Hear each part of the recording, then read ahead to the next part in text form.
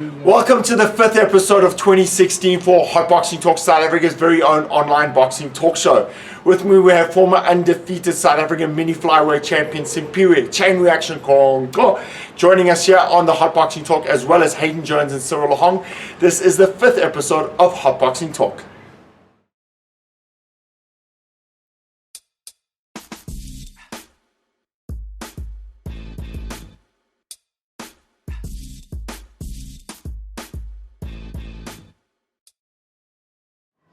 So our special guest and the latest addition to the HotBox gym joins us, Simpiwe Chain Reaction Kong. Oh, not too bad for a white guy. Joins us here on the HotBoxing Talk. This has shocked a lot of people in South African boxing, specifically down in East London. Why did you join the HotBox team? First of all, welcome to the show. It's an initiative we started a year ago.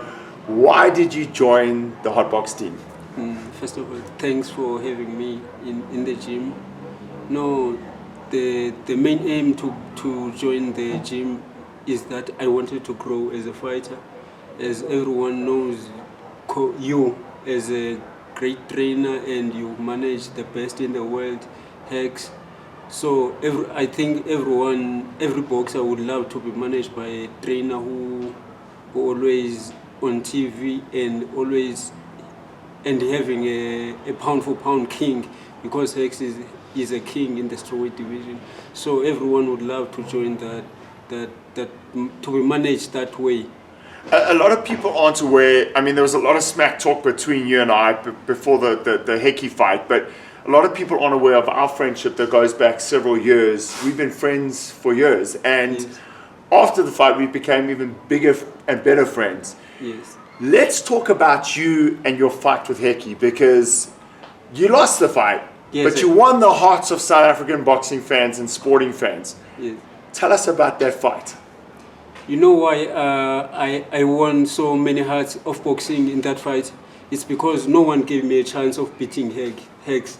And when I put on a great performance against Hex, everyone realized, oh, this kid is really something else that they did not expect me to show in that fight. That's why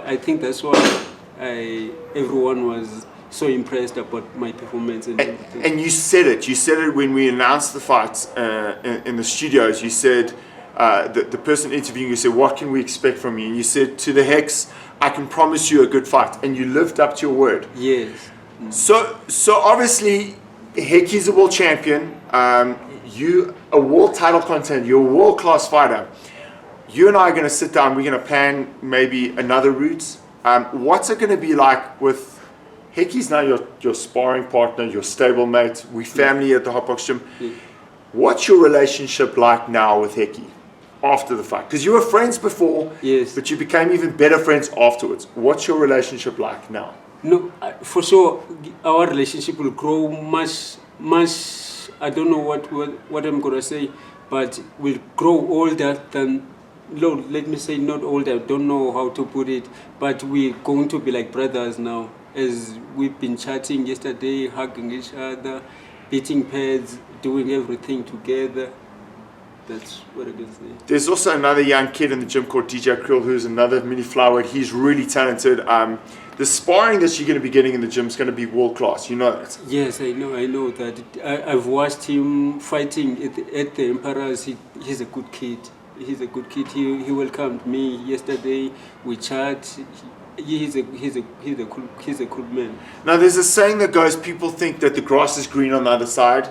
A message to those people, because my message would be, well, the grass is greener where you water it most. What do you have to say to the fans that are shocked that you left the Eastern Cape area to join us? No, to everyone who's shocked that I've joined you. Not everyone is shocked about the move that True. I make. True. Some are happy. A lot, for sure, are happy. The ones that are shocked are the people who, I don't know how to put it. Some they are not happy because they wanted me to stay with them or stay with the men they like, because for me to stay with that guy they like, it does not help me because loyalty does not pay. What I want, Loyalty doesn't pay the bills, yes, right? yes. What I want for me is to grow. For me, a message to all the fans is I want to see this guy become champion of the world, and we're going to make it happen. This is Superior Chain Reaction Kong speaking to us right here on Hot Boxing Talk.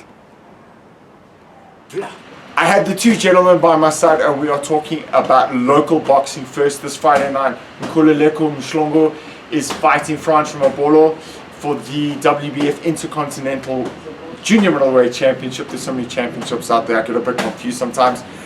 Your opinion on this fight? Both are sparring partners, both are friends. There's a lot of need, a lot of smack talk on social media and the press. They both want to knock each other's teeth out. What do you think of this fight? Good build-up, great hype. I don't know if it's that good a fight. I think Mhlongo has got too much experience and too strong for France. Now, Hayden, you see both guys train, you've seen both guys spar. What's your opinion on this fight? My opinion on this fight, it's quite close in the very beginning of the fight. For probably about rounds, I'd even go 1 to 4. And after that, the longer the fight goes, the more it is towards the Bulldog. And I eventually see the Bulldog winning by KO. Now, the thing is that the Bulldog, Mhlongo's had way more fights, way more experience. Do you think that's going to be a factor in this fight? Oh, definitely. I think France. I mean, he's won belts, but he's still relatively new to the pro ranks, and I think Mhlongo's just. So you both are favoring Mhlongo. What about the power factor? Because Ramaphosa was losing his second last fight against Mdluli, and it caught the guy with one right hand, knocked him spark out. You think maybe the power could be a factor for him?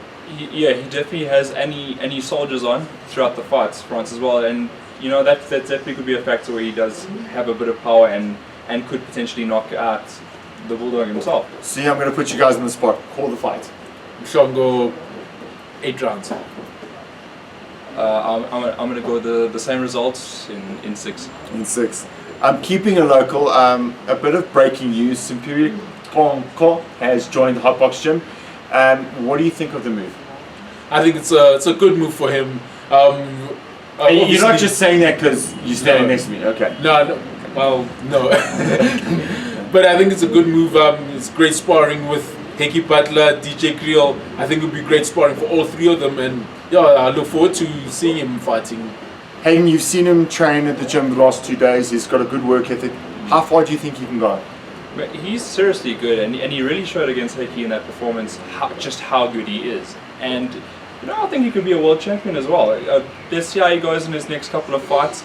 That's going to be the real test, fighting guys from outside the country and really improving, coming on week in and week off.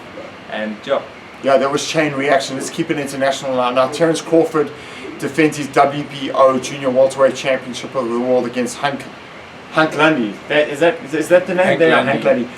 I think this is kind of a keep busy fight for Terence Crawford. I think he's gone slightly off the boil, considering the year before last he was like that fighter that everyone spoke about. What do you think about his career at this stage? Well, you're completely right. In 2014 he was a fighter of the year, and then last year not much happened. But I'm still a big fan of Terence Crawford. I think he'll just take Lundy out.